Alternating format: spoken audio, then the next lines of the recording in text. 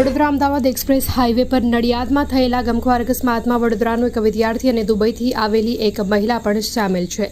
Vadodara Ahmedabad express highway પર 10 લોકોના ભોગ લેનારા ગોઝારા એક્સિડન્ટથી આખા ગુજરાતમાં શોકની લહેર દોડી ગઈ છે.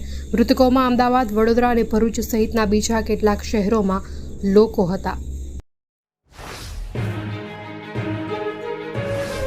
રાજ્યમાં આજે 5 અલગ અલગ સ્થળ પર અકસ્માતની ઘટના સામે આવી છે. ખેડા, બનાસકાંઠા, દ્વારકા, દહેગામ અને અમદાવાદમાં અકસ્માત થયા છે. અકસ્માતમાં 14 લોકોએ જીવ ગુમાવ્યો હતો, જ્યારે 6 લોકો ઇજાગ્રસ્ત થયા હતા. 3. રાજ્યમાં એકાએક ગરમીનો પારો ઉચકાતા શહેરીજનો ત્રાહિમામ પોકારી ઉઠ્યા છે. હવામાન વિભાગ દ્વારા ગરમીને લઈ આગાહી કરી છે, જેમાં ગુજરાતના 5 જિલ્લામાં હીટવેવની હવામાન વિભાગ દ્વારા આગાહી કરવામાં આવી છે, જેમાં કચ્છ, ભાવનગર, પોરબંદર, જૂનાગઢ અને સોમનાથમાં હવામાન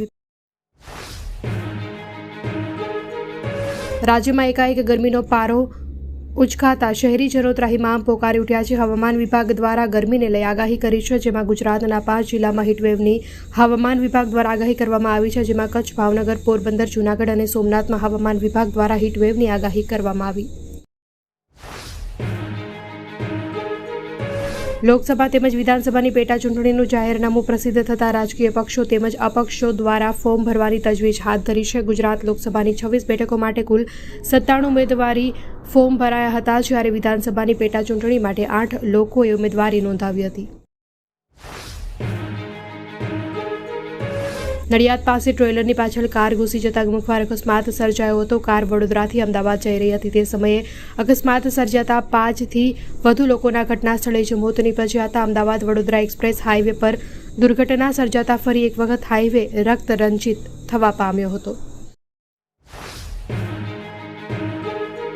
રાજ્યના હવામાનને લઈ અંબાલાલ પટેલની ફરી એકવાર આગાહી સામે આવી છે. તેમણે આગાહી કરી છે કે રાજ્યમાં આજથી તાપમાનમાં વધારો થશે, જેમાં મધ્ય ગુજરાતના વડોદરા, આણંદમાં ગરમીનું પ્રમાણ વધુ રહેશે, જ્યાં તાપમાનનો પારો ઉંચકાઈને 43 ડિગ્રી સુધી જશે તેવી પણ શક્યતાઓ વ્યક્ત કરી છે. 7. ગુજરાતમાં ઉનાળુ વેકેશન જાહેર. પ્રાથમિક શાળાઓમાં તારીખ સુધી રજાઓ લાગુ રહેશે.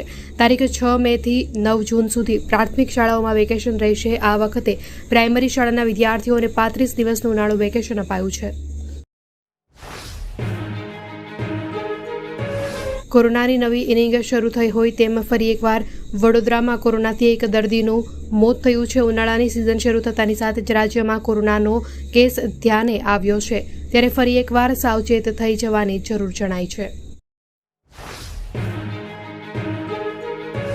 રાજકોટના યુવાનને હની ટ્રેપમાં ફસાવ્યાની ઘટના સામે આવી છે, જેમાં જૂનાગઢની એક યુવતીએ કન્સ્ટ્રક્શનના ધંધાર્થીને ફોન કરી જૂનાગઢ બોલાવ્યો હતો, જ્યાં એક રૂમમાં લઈ ગઈ હતી. બાદમાં અન્ય લોકોને બોલાવી મારી ધમકાવી રૂપિયાની માંગણી કરી હતી.